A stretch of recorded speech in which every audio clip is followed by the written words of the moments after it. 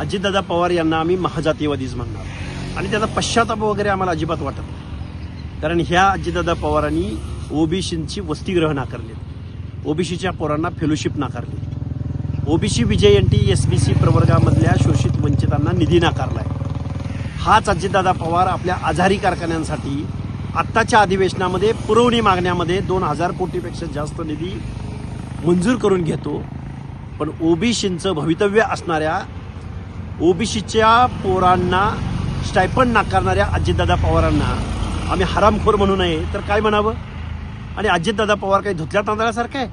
अरे अजितदादा पवार 60-70 हजार कोटीचा घोटाळा केल्याचा आरोप तुमच्यावर असताना तुम्ही काय हबप आहेत काय?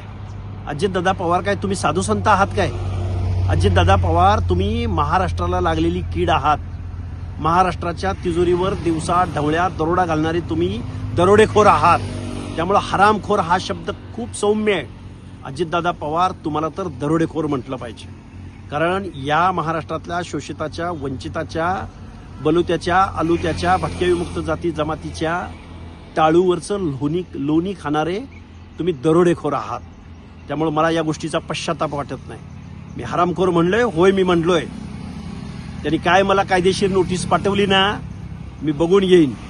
आणि अशा जर नोटिसा तुम्ही मला पाठवणार असाल तर आईला मायला म्हणणारे तुम्ही, या महाराष्ट्रातल्या शेतकऱ्यांना अमृत पाजणारे तुम्ही, लाईट गेली तर पोरं होतात असा शोध लावणारे तुम्ही, मग तुम्हाला आम्ही काय म्हणायचं ते येऊ घातलेल्या काळात निश्चित तुम्हाला सांगू.